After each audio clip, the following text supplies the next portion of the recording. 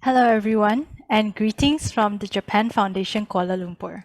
My name is Connie, and I would like to thank all of you for joining us on our FB Live today for our new program, JFKL Talk Series. This series is initiated to reach out to everyone and introduce more about Japan through the lenses of professionals in various fields.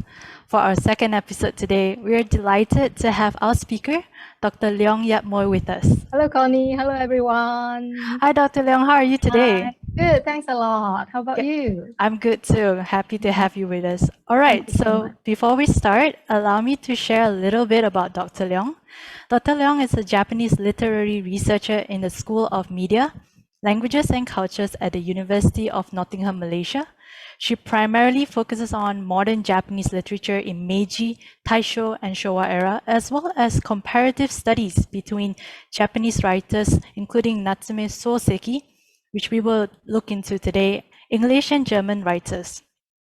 She's also active in creative writing, such as short novels and poetry, both in Chinese and Japanese languages, as well as doing literary translation, which was published in Gendaishi Techo in Japan. She even has her award-winning poems featured in the World Poetry Almanac for 2 years consecutively. So that's the brief about Dr. Leong. Today's session will be split into 2 parts. For each part, we will have a short break in between, and finally, we will wrap up with a Q&A session after that. So altogether, it would take about an hour or so. If you have any questions that you'd like to ask Dr. Leong, feel free to share them in the comments section, and we will gather them for the Q&A session afterwards. All right, Dr. Leong, you ready? Yes. Awesome. Without further ado, let us welcome Dr. Leong. Thank you. Thank you so much, Connie.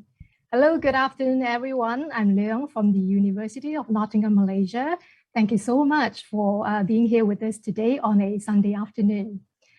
Today, I would like to provide an overview of Japanese literature, as well as to introduce Natsume Soseki, a renowned writer in Meiji era, who was born in the 19th century, and 2 of his famous novels, I'm a Cat and Bojang. And in the second part, we will be talking briefly about Japanese poetry.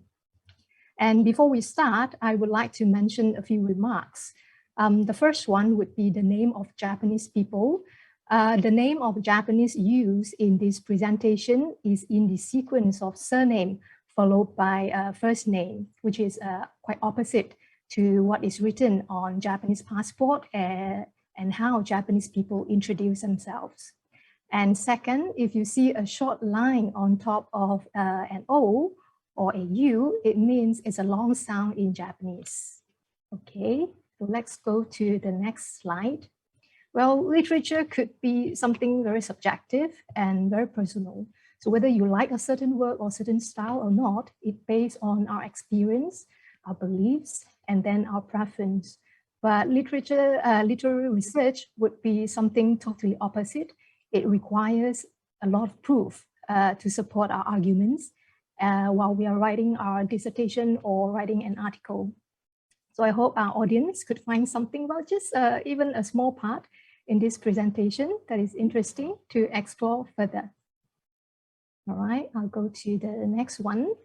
Well, initially Japan was without a writing system. After taking in the writing system from China, they tried to further develop it into another kinds of script. So namely, we have now in modern days, hiragana and katakana. And literature flourished by changing from kosho bungaku, which is transmitted verbally, passed on from generation to generation, to what we call that kisai bungaku, the literature in written form. And what we are looking here is the classification of period or era when we talk about Japanese literature. So my target research is in Kindai. Kindai means modern.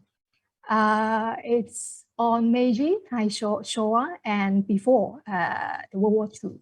Well, when we mention it's modern, but it's like 100 years ago. So basically in a Japanese literary research room, there are different professors and different students majoring in different era. So for example, a student who is learning about Gendai, the contemporary literature, might be having problem reading a classical text. Okay, And these are some of the texts that we are supposed to introduce in this talk, but due to the constraint of time, I might have to delete some of them.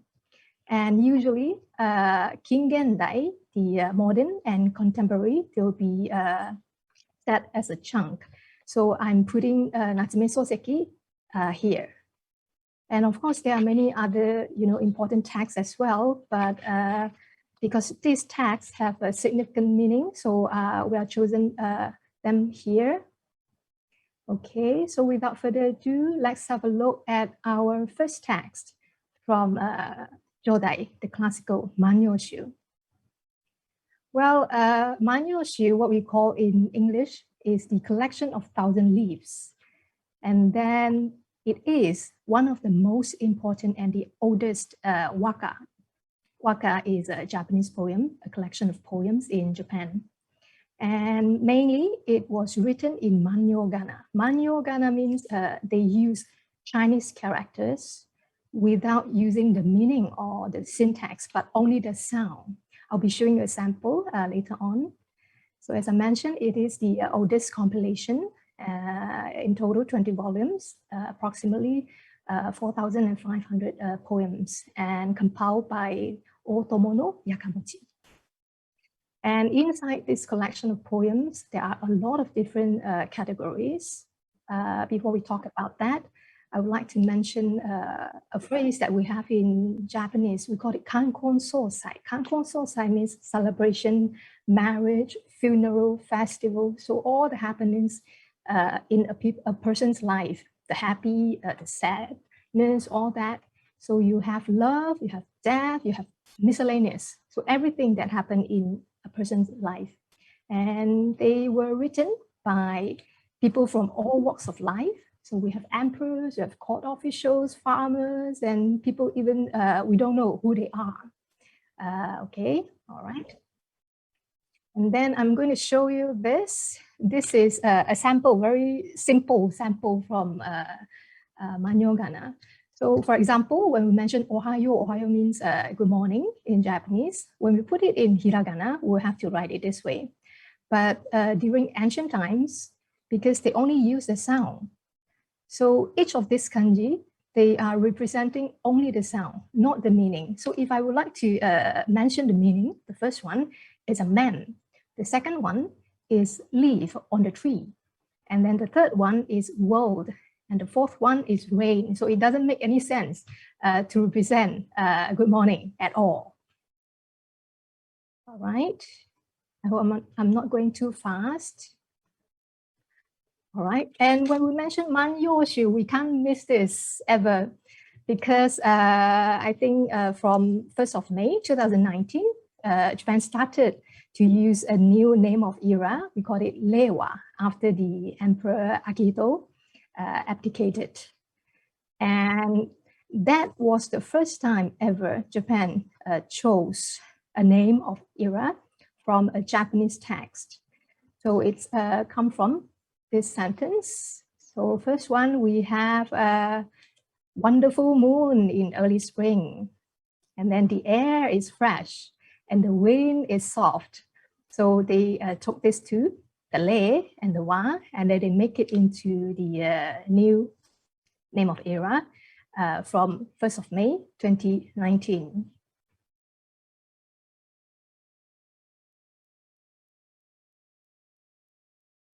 All right, next one, we have Tosaniki. So first, let's have a look at the map. Tosa is an old name for Kochi Prefecture in Shikoku Island. So this is Kochi, Tosa. And Tosaniki was written by a government official, Kino Tsurayuki. And then in fact, he was also one of the compilers for Kokin Wakashu, the new collection of Japanese poem of the ancient and modern times. And basically, Tosaniki is about his travel diary, the diary that he wrote about his journey from Tosa, Kochi, back to Kyoto. after his service ended. And the significant element here is that it was mostly written in hiragana. And it was quite peculiar because at that period of time, a man, an educated man, would have to write in kanji. So he found that probably, writing a diary using only kanji, that would not help that much to express his feeling. So he tried to use hiragana to write the diary, and he influenced female writer after him. And the diary is about a 55-day trip from Kochi back to Kyoto. So he was a little bit afraid about the weather because he was traveling on boat. So the weather and then the pirates at that time. And he also mentioned something about the death of his daughter in Tosa. So probably he feels that there was a need to write in hiragana to enable him to express smoother about his thoughts and then his, sentimental kind of thinking. So after Tosaniki, we have this very renowned Makura no Soshi, the pillow book. I think it has been translated into English as well. So Makura no Soshi, the pillow book, was written by Seisho Nagon, this young lady from a poet family. But in fact, the name you see here, Se, in fact, is one of the surname. So they have like Kiyohara. So she took the first one, Kiyo, but she would mention it in as Se. So this is her surname. And then Shonagon isn't her name. Shonagon is the position she had in the court. She was a court lady. She served Empress Teishi in the court, and then she also acted like a teacher to the Empress. And it was said that she was very intelligent and wise, and her personalities were reflected on her book.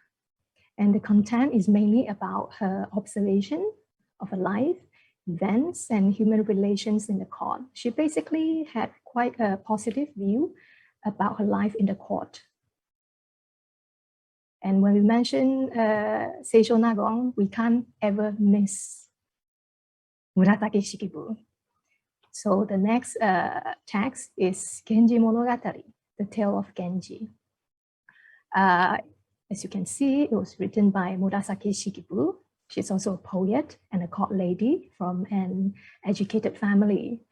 Well, Murasaki as well, same with Seisho Nagon, they are not the real name. Murasaki, the first kanji, was taken from her heroine in Genji Monogatari. The name was Murasaki no Ue, so she took the first one, Murasaki, in the novel. And Shikibu is also her position in the court. But in fact, she served in the court after Seisho Nagon has left. Sadly, this is her only work, but it remains as one of the greatest classical novels in Japan.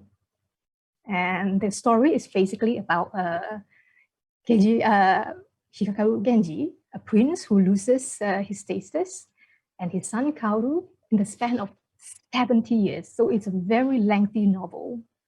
And the work depicts Hikaru Genji's complicated relations with many of his lovers. And because it wasn't, written for commoners, so it's difficult to read.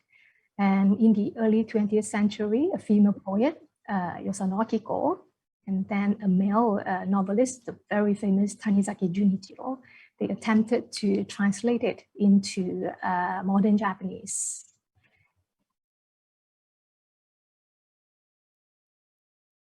Okay, so next one, we have Hojoki, an account of my hut. It's written by Kamono Chome, who became a monk after he was 50 years old. So he lived as a hermit in Mount Hino in a very small hut, like approximately 3 meters on each of the sides. And this work, Hojoki, was written when he was about 60 years old. And This is one of the 3 most important classical essays in Japan, together with what we saw just now, Makura no Soshi, Seishonagon, and another one, hermit literature, Tsurezure Gusa.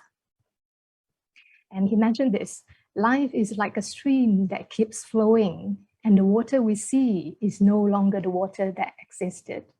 So it talks about the ever-changing and uncertainties of human life and the nature and its uncontrollable power on human, especially the disaster. He provided some examples, such as the Great Fire in 1177 that damaged a huge part of Kyoto, and then the famine in 1181, as well as the Genyaku earthquake in 1185.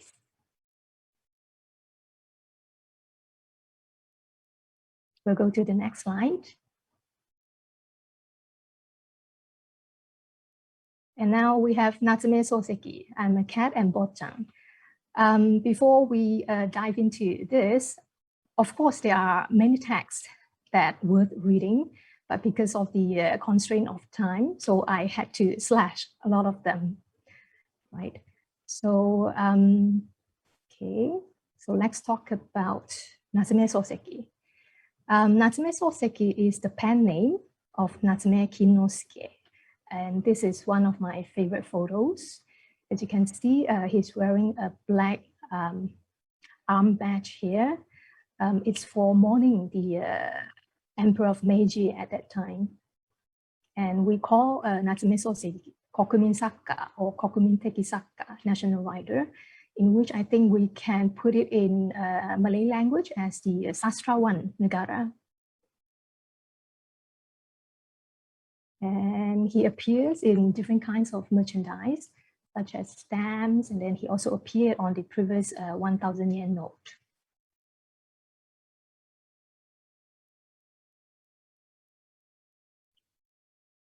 Now, this is a short bio of Natsume Soseki. I'm only highlighting the ones that are important.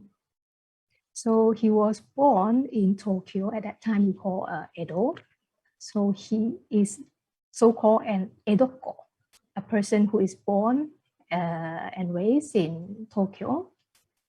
And he experienced 2 times of adoption. One is after, right after he was born. And second time was when he was 1 year old by Shiobara family. And sadly, he was returned to the Natsume family when he was about 8 to 9 years old. And he started to learn or write Kambun, the Chinese style kind of writing. And then he also learned English as well. And when he was 19, he experienced the death of 2 of his elder brothers in the same year. And when he was 21, this is very important, Masaoka Shiki is a hygiene, is a person, what we call that, haiku poet. So they got to know each other. And then Soseki, he was in Tokyo Imperial University, which is the nowadays University of Tokyo. And when he was 25, he traveled to Matsuyama. Matsuyama is in Shikoku Island with Masaoka Shiki. Matsuyama is the hometown of Masaoka Shiki in Ehime Prefecture. And later on, he also progressed to postgraduate school. And when he was 27 years old, he experienced this, what we call Shinkei Suijaku. Shinkei Suijaku is some kind of like a nervous breakdown, right? Usually, I think nowadays it would be like fatigue, depression, headache, dizziness, digestive problem, irritation, and all that.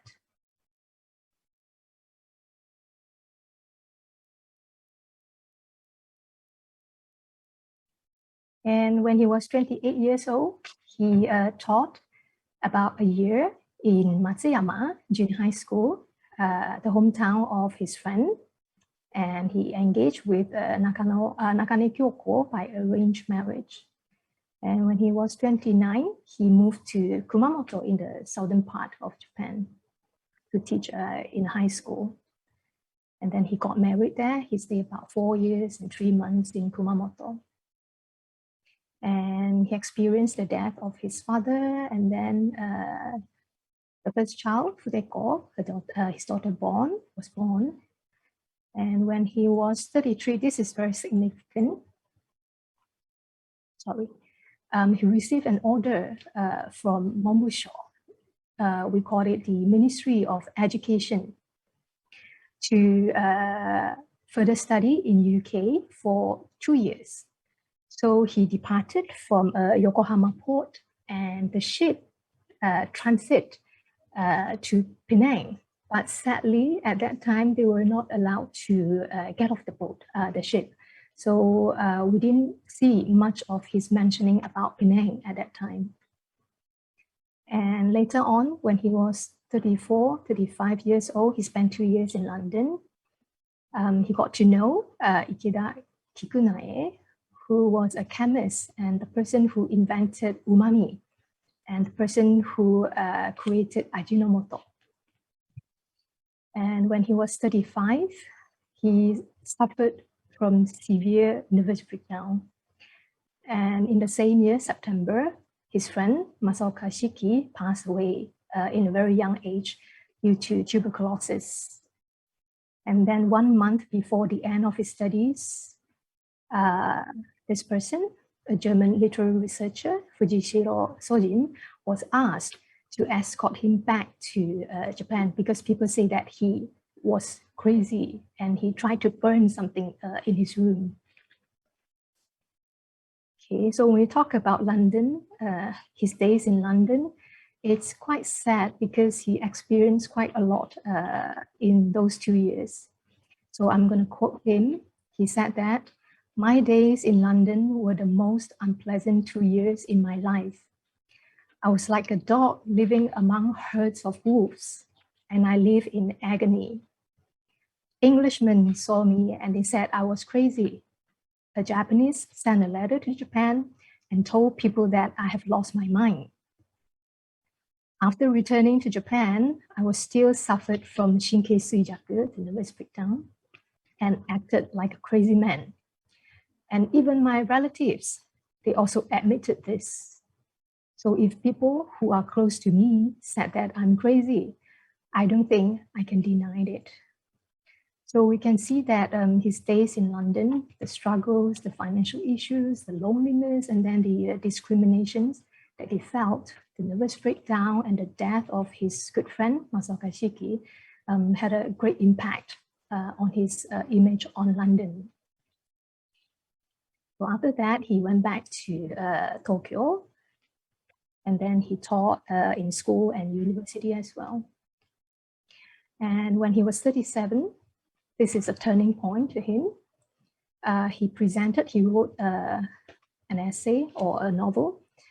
He presented I'm a Cat on a gathering suggested by Takama Kyoshi. So they are friends who write haiku. And then that novel used to be short, but because everyone likes it, so they try to prolong it. So the one-time publication was serialized for quite some time.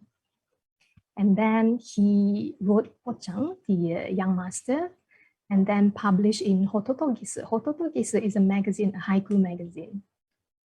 And at that time, disciples and his ex-students gathered every Thursday at his house, and they called it Mokuyokai, the event or the gathering on Thursday. And when he turned 40, this is also a great turning point.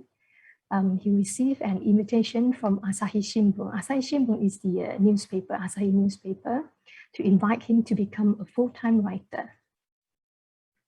So when he joined Asahi Shimbun, he wrote something on the newspaper by saying this. So I quote, "The day after resigning from the university, my back suddenly got lighter, and a lot of air came into my lungs.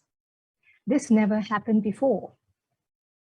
I emptied my heart and I breathed out the dust accumulated for 4 years from deep down of my lungs.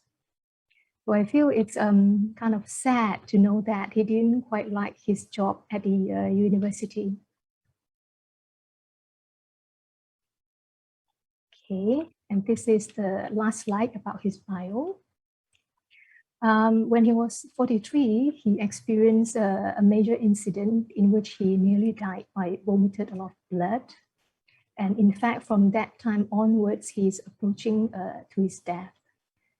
And the next year, sadly, he had to experience the death of his youngest daughter, who was only 1 year and 8 months. And 5 years later, he himself passed away due to the uncured peptic ulcer disease.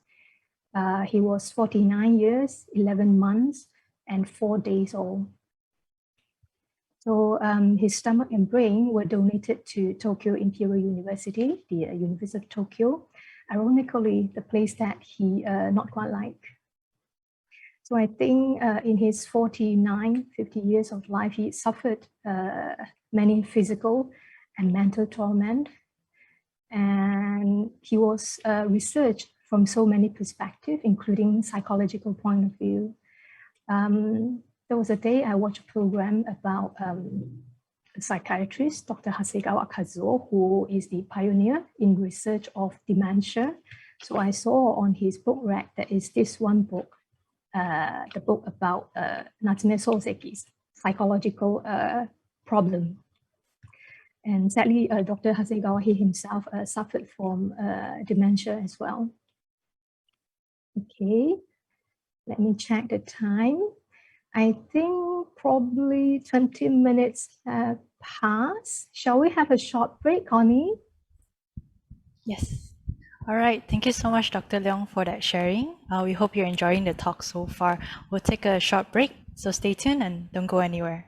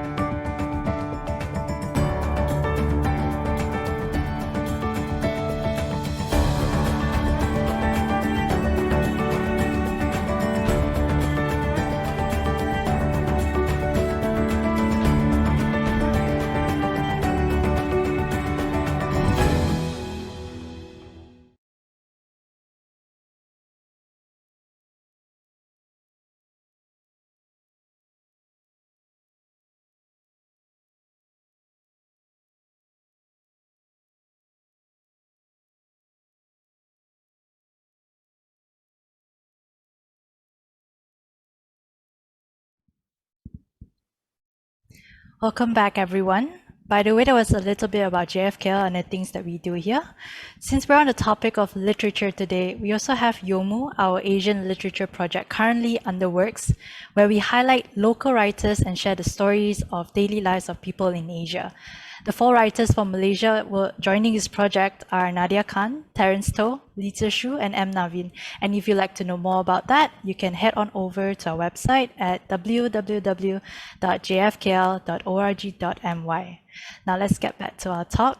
Dr. Leong, please take it away. Thank you very much, Connie. So let's continue with the presentation. And we start from Waga Hewan Eko de Aru, I'm a cat. I try not to provide any spoiler here, so I'm not going to talk much about the content or the stories. It was serialized in 11 installments. So it mainly talked about the observation of a modernizing Japanese society through the narration of a cat, which is a very new narrative at that time. So the novel starts by this line. So waga haiwa neko dearu, namae wa mada nai. I'm a cat. I haven't got a name yet. So after this book was published, there are a lot of people who are trying to make parody using the name Wagahai. Probably Wagahai wa izumi daru, nezumi daru. I'm a rat. So there are a lot of different things that people do. And inside the stories, he uses a lot of interesting names like Chino Kushami, who is a teacher. But in fact, they look at this character as Natsume Soseki himself. Kushami means sneezing. And then we have the materialistic Kaneda. Kane means money. And then we also have Kaneda's Hanako, Kaneda Hanako. Hanako, usually when we heard about Hanako, we would think it's like flower. But in fact, he put exactly the same pronunciation, but by using nose, because this character has a very big nose. And then it's about friends and disciples gathered as in his house. So there are things about cat's heartbreak or mouse sketching or discussion and debates about female, about love, about marriage, about money or materialistic world. And he sadly predicted his own death in the novel. And in the end of the story, I am not quite sure because I'm quite I think the end of the story is almost impossible. Well, probably you can find out and probably you can disagree with me. And this book has been widely known and read. It was taken into the school textbook. And then in JFKL library, I think we have a different version of translation as well. And I heard that there are like many versions of translation in Chinese as well. And about the cat. So this little black kitten, he came into Natsume's family while Soseki was 37 years old. Primarily, they didn't want to have a cat, but because people said that, wow, it's a good cat that would bring luck, so they kept him. And sadly, the cat died after 4 years, and the cat has a grave in his yard. And Soseki also sent out postcard to his disciple and talk about the death of the cat. And he even wrote an essay about the cat's grave. This is a monument in front of his old house in Bunkyo district in Tokyo. So there's a cat up here.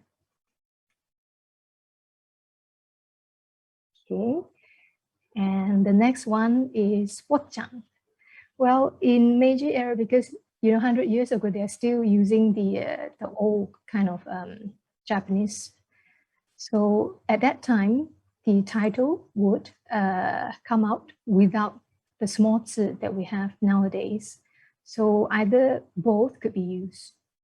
So Bochan is about a young man from Tokyo. If you remember, we said that Soseki is Edoko. He was born in Tokyo and raised in Tokyo.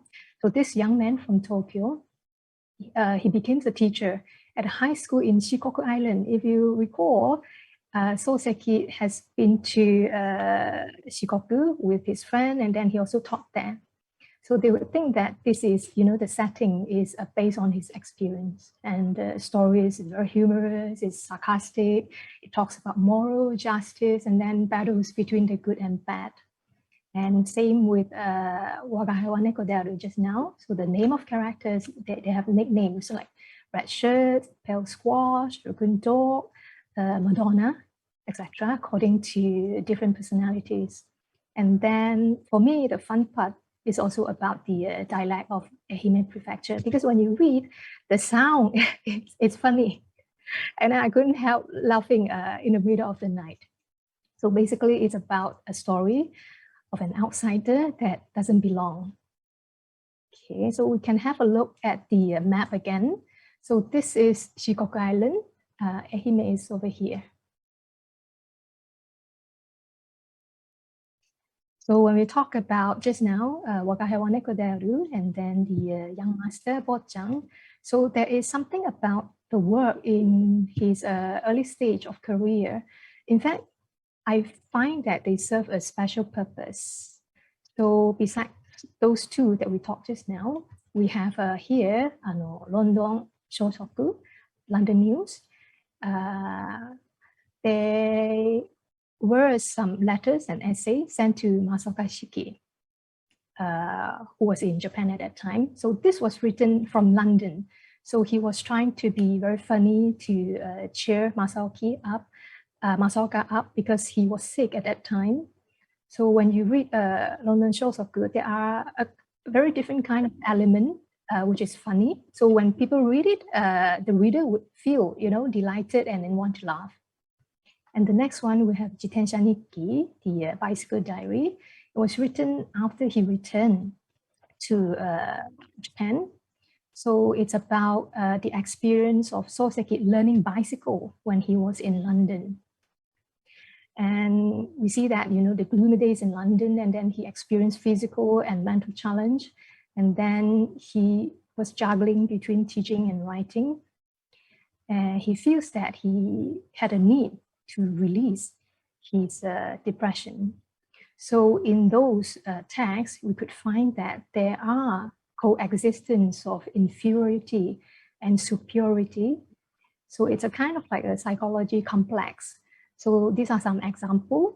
So he said to my landlord, I am a yellow barometer. And then he addressed himself like little 1-inch boy, very short, when British saw him. And he also had this Oriental nobleman himself, or gentleman who is civilized and educated, and then a surrender, a lonely Orient man, and so on. And we could see that he was trying to use sense of humor, either to cure other people or to heal himself, like a catharsis. But usually catharsis is used when you want to purify your feeling by reading a sad story or watching a scary movie. But nowadays, I guess a lot of people were trying to, seek other options. But I think at that time, he already tried to use this method. Well, in the end of I'm a Cat, Wakahewa Nekodaru, he said that, I quote, even people who look carefree, if you try to knock on the bottom of their hearts, you would hear the sound of sadness. Okay, so when we talk about his work in the early stage, and then I would like to mention something about the works in his later stage of career. After he entered he joined the Asahi Shimbun, the Asahi newspaper, we could see that he tried to review a more darker side of human nature. So he wrote a lot of work about guilt, sin, or conflicts, or struggles, agony, and about egoism, individualism, about struggle between men and women. And because Meiji era is a kind of fluctuating era in that time, so he wrote something about individualism. Okay, I'll quote here. So he said that we have to develop our own personality and at the same time acknowledge other people's personality. You see, he was talking about diversity about 100, or 150 years ago. And he also mentioned, I quote, if we want to practice the authority that we have, we must know that there are some obligations that follows. Okay, I think it's quite true. And he also talked about civilization. So he made this metaphor. I think it's quite interesting. He said that civilization is like a flower bud. So civilization has to come within. If you try to open the petals, by force, it will wither very soon. And at that time, you know, as I mentioned, in Meiji era, he knows that there will be conflicts and then chaos, and then the intellectual at that period of time, they're trying to, you know, get used to what individualism is, or try to forget about the past and try to embrace the new civilization from Western. So there were a lot of influence from Western country at that period of time. And I wrote a poem titled to NS, Natsume Soseki. So I put all his titles, book titles, into this long version of poems. So when I wrote that, it's a challenge because you have to like imagine a story for each of them, and then try to link the story to the title itself. It was challenging, but it was fun. And next we have some books that our audience can find in JFKL Library. All right, so I think we have come to the later part of our talk. So I'm going to talk very briefly about Japanese poetry. So we'll have a look at haiku and senryu. So first we will see haiku. So here are some of the keywords. Haiku, and then a person or the poet who write haiku is called haijin. So basically we have 575 mora. Mora is the sound. So in a haiku, there will be 17 sound, Japanese sound. But we have to be careful because this Japanese sound is kind of different from the English syllabus. We'll have a look at that later. And then we need to have kiko. Kiko is the seasonal word. So because we are in Malaysia, I pick summer. So you can put kiko, seasonal word, from the weather. You can talk about insect or plant or food or event.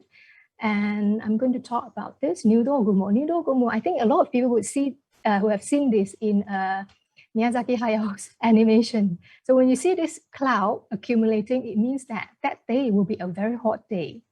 So it's summer. And then we have cicada, the insect who make a lot of noise in summer. And we have asagao, the morning glory that will bloom in summer in Japan. And we also have kireji. Kireji doesn't exist in English, so it's very difficult to translate. So basically, there are three in modern days. Ya, kana, keri, they have different kind of meaning. So either it could be exclamatory expression or a feeling of emotional touch or indicating a past or assertion. And now we have a look at the sound and the mora. So for example, we have sho setsu here. So it's 4 mora, 4 sound in Japanese, but in fact, it's only 3 syllables in English. Okay. So kireji has the special function. So we don't need to put every of them, just probably choose one in that haiku. And now we have lenga. Lenga means link verse. It started from Heian period. Of course, it also started 575. And then it has the lower line. So the first line, we call it kaminoku, the upper line. And the second one is shimonoku, 77. So the first person do the upper line, second person do the lower, and then we'll come back to the third person, the fourth person, and so on. And they would carry on until they have like 100 or 120 lines or rows. So at that time, Heian, participants, they would collaborate and take turn to try to cite. And it was mainly aristocrat, people in the court. So lenga would sound very elegant and refined and very classic. And during the wartime, after Heian, they usually use it to pray for victory in the war. So later on, this evolved into another kind of haiku. We call it haikai no renga, or later days, we call it renku. So basically, initially, haikai means comical. So I chose two very funny examples here. So besides the elegant and refined one that we mentioned just now, we have the comical, the vulgar, and the playful one. This is Kairu kana waga bimbo kannazuki. There's a lot of stories in this line. First, Japanese believe that there is a god of poverty staying in the house all the time. And during October, all the gods will gather in Shimane-ken in October. So all the gods from all prefecture gather here in October. So all this prefecture, October for them, is Kannazuki, the month that God doesn't exist in that prefecture. But only for Shimane-ken, because every god gathered there. So for Shimane prefecture, we call it Kamiyaritsuki. So the god are here. So this one, we come back here. So during that month in October, so the god of poverty, you go for your meeting and please don't come back. So this is a quite funny one. And usually when we have to write it vertically, we have to write it like this, a vertical line from right to left. But in this presentation, I use a whole line. And later on, we have haikai no hokku. Haikai no hokku is the first line of haikai. And then Matsuo Basho was very famous for this with his two haiku. So, furu ike ya kawazu tobikomu mizu no oto. So, imagine that he was in an old pond, and then a frog jumps into the old pond, and then they hear the sound of the water. So you could imagine how quiet that place is until you could hear the sound of, something little thing that makes the sound of water when they jump into the old pond. And the second one is Shizukasaya, iwa ni shimiru semi no koe. So it's quiet. And then the sound of this cicada could penetrate deep into a rock. So which means it's kind of a conflict because you have something quiet and then you have the sound. So, by looking at haiku itself, it's like a small world. Not only the atmosphere, you can feel or hear the sound as well. And then you can also feel how that people, during that time when they're in that place. So probably you could imagine that you are also in that place with them, hearing and seeing all the things that they are seeing or hearing at the same time. And the next one is haiku, finally. It comes to so-called the modern time. So in fact, haiku is the name made by Masaoka Shiki, if you still remember. He is was the friend of NATSUME Soseki. So he took haiku, in fact, from the first word from here. So it's haiku. He brought it down.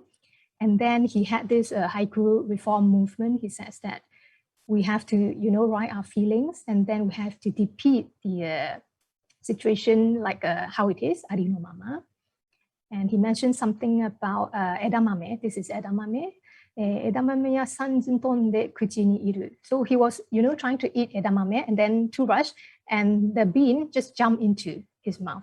So we also see some kind of motion in this haiku as well.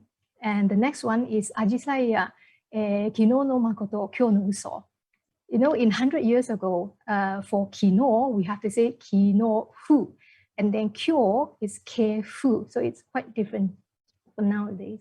So hydrangea, that during rainy season, the color would change according to the acidity of the soil. So you would think that, okay, this day, today, the sincerity of today.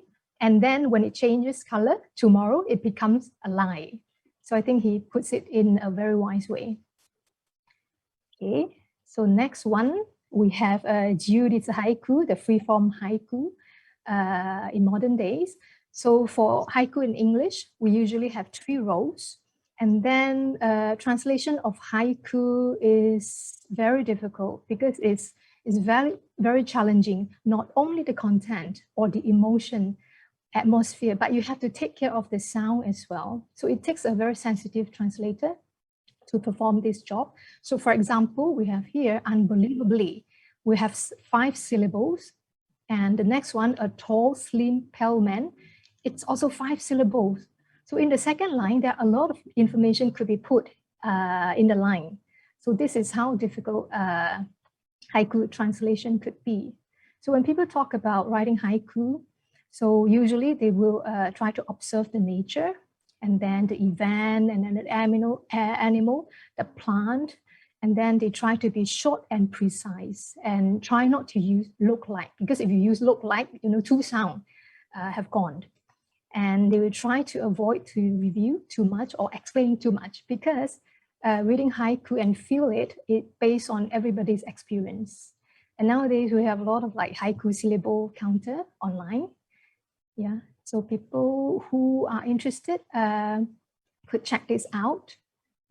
Now I am sharing some example from the Mainichi newspaper online. There is a submission form that people from overseas can try to contribute. So this is a hospital yard letting a little bug examine me. Very nice. And then, oh oak, I have no shadow in your shake. I think they both are very good haiku.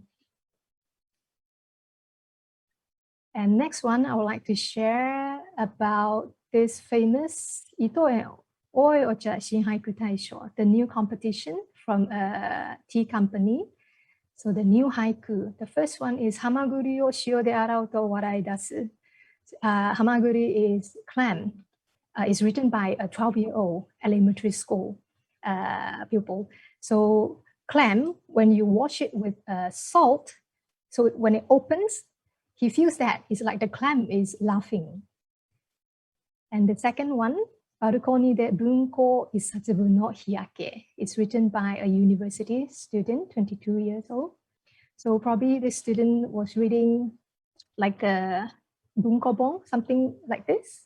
Or it could be thin, or it could be, thick. So probably she was reading in the balcony and cannot stop. She just sat there, and then he got sunburn. So the sunburn, how severe it is like, the whole book that she has read.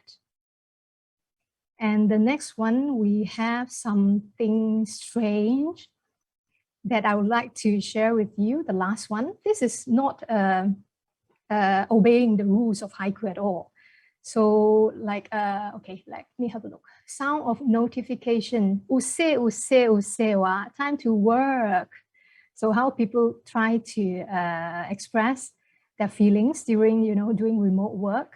And then use wa means annoying. It's a new song by a young lady. So the sound of notification, and then annoying, and then have to start working. Right? And then the next one, we have Senliu. Senliu is always my favorite.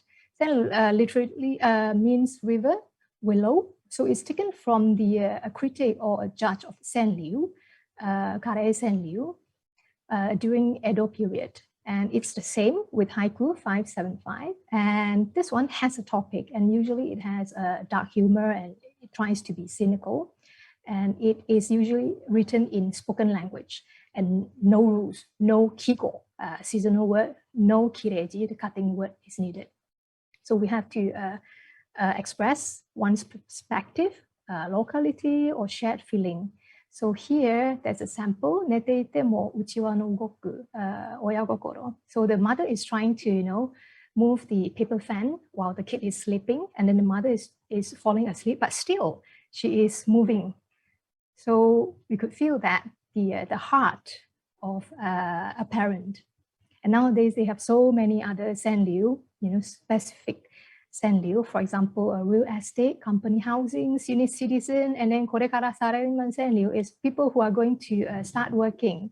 And because of this pandemic, probably people will be, doing interview online. So they wrote something about that. And then this are some of the example. Okay, 会社へは来るなと上司、行けと妻. So it's exactly written during the pandemic. So my boss tells me not to come to the company, but my wife told me that go. So she ordered me to go. So you see how the conflicts between in this senryu. And the next one, sports gym. 車で行ってチャリを漕ぐ. So this person was driving a car to a sport gym, and then he ride bicycle, probably trying to be healthy in the gym. So ironically and very funny. Okay, I think we are about time. So Connie, back to you. All right. Thank you so much again, Dr. Leong, for the insightful and interesting sharing, especially on the senryu earlier, so on all the quirky examples that you shared. So before we proceed to the Q&A session, let's take another short break. In the meantime, feel free to drop your questions or thoughts in the comments section. See you in a bit.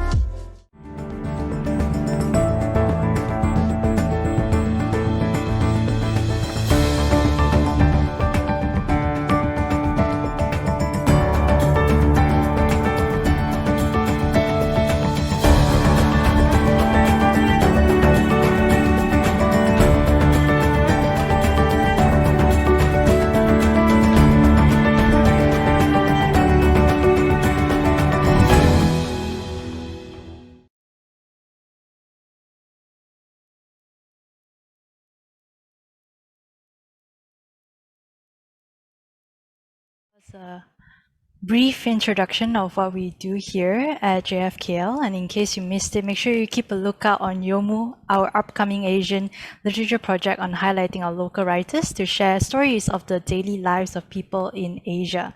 Fun fact, Yomu actually means to read in Japanese. The more you know. If you're curious to know more about Yomu, you can head on over to our website at www.jfkl.org.my, and we'll also share the link in the comments section as well. All right, Dr. Leong, let's start off with the first question. I noticed in the comment section that a lot of people are familiar with Soseki's work, like Kokoro, for example. And I would like to also know, like, how has Natsume Soseki's life and work influenced your own work and research? Yeah, I have been doing it about for some years. So when I read, I would not realize that I would be influenced as well. So I tried to write this 10,000 word short novel, Akatoshiro, to participate in a contest, a competition. And then when I finished, when people read it, they found a lot of kanji in the novel. Yeah. So I think probably unconsciously, we would be influenced by the person or the literature that we are researching on. And then if we are not told, then probably we will never know the influence is there. Mm-hmm. Understand. So it's not so much that you intentionally go into it, but it's as you go and it just reveals itself in a way. Yeah, I Yeah. think it would be more natural, because if you want to imitate, Mm. that would be very difficult. Yeah, I understand. Okay, and we have another question from the comment section from Elaine Moraes. She asked, what insights does Natsume Soseki's writing offer non-Japanese readers, including readers of his translated works? Right. It takes like preference. So either you prefer this style or not. So if you don't like it, then probably you won't like his style. So if you like the style, then probably you will like it. But when it's translated into another language, that is another story. So different translator would, focus on different things. So when it comes out as a product, so it depends on which translator, the work that you are reading. And then his work, it's very difficult to translate. Yeah, I'm So sure. what I could suggest is that probably to explore different kind of versions of the translation and try to compare. And let's say, so after comparing all those, and then you don't like it, then probably you won't like Soseki style at all. Understand. Yeah. Because I guess it's also that concern of nuances, and then there's some terms in Japanese that may not be able to be translated, for example, in English or in Malay, for example. Yeah. Okay, thank you. So yes, to Elaine, perhaps trying the reading different translations by different authors might help.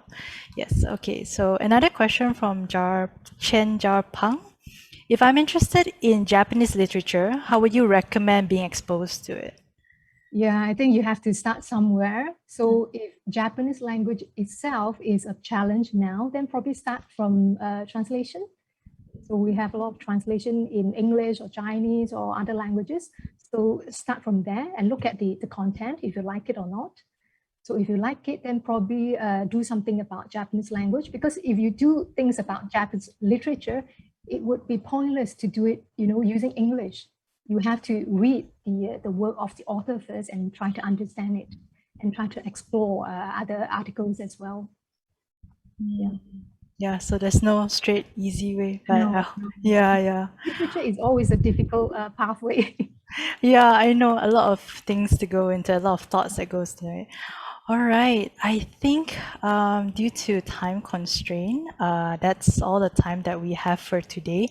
Thank you so much, everyone, for your comments and your questions. I'm so sorry I'm not able to cover everything. Yeah. Before we end, I also want to thank you so much, Dr. Leong, for being with us here today, and for introducing to us the world of Japanese literature, Japanese poetry, as well as a glimpse into Natsume Soseki's life and work. And it's very nice to see, like a lot of people interested in his work, of course. Thank you so much again. Thank you. I'm so sorry that I think I took too long in explaining the slide. No worries, Thank you so much for having me here today. Thank you. Thank you. All right, so before we end the session today, we'd like everyone to help us by filling out the questionnaire form for us so that we can understand your feedback and improve for our future events. You can click on the link shared in the comments, and you can also scan the QR code that's currently displayed on screen. Happy to let you know that our weekend Japanese film show is also back, and for all you Japanese language speakers out there, you might want to check out our Nihongo video contest as well. And for those of you that want to borrow books on Natsume Soseki that Dr. Leong shared earlier, you can also sign up as a member. We are currently running a special promotion until end of November for new library membership.